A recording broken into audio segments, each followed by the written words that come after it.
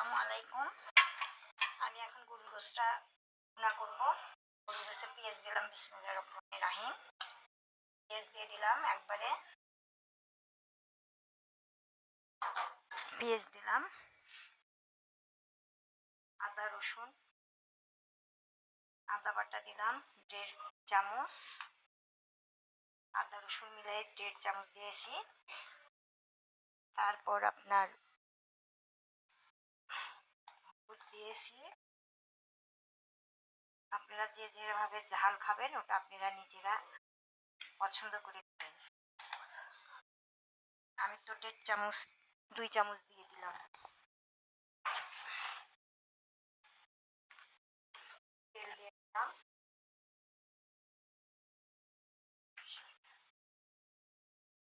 দিলাম, তারপরে আপনার যত মশলা আছে লবণ দিয়েছি, দিয়ে নিলাম 2 চামচ, দিলাম ছোট চামচ, তেজপাতা দিলাম,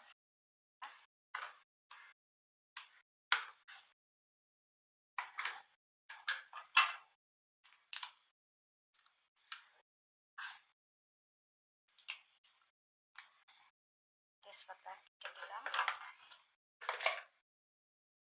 মশলা দিয়ে দিচ্ছি,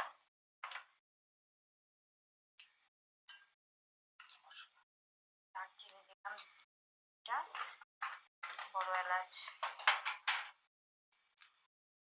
দিলাম,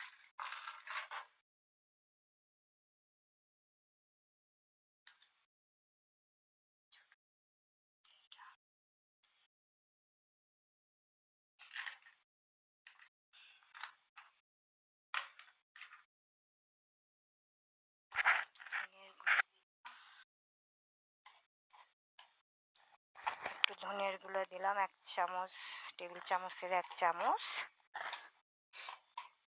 আর একটু জিরা গুঁড়া দিয়ে দিলাম। এই হলো আমার মশলা,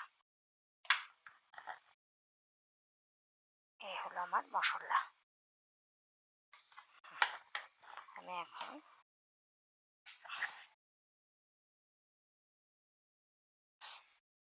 গোছা সব মশলা দেওয়া হয়ে গেল, তেলও দেওয়া হলো। এখন আমি এটা কষাবো, গোশটা কষায় নেব।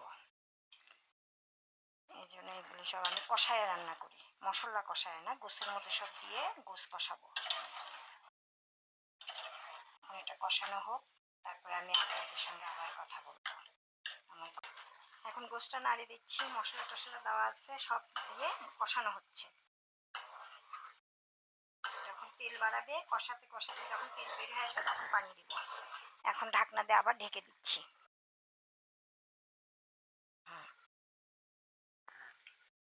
আমি এখন ঢাকনাটা উঠাবো। আর হ্যাঁ, তেল বের হয়ে আসছে, এখন নাড়ে দিলাম। এরপর আমি এখন গোশ সিদ্ধ হওয়ার জন্য পানি দিব, পানি দিয়ে নিলাম।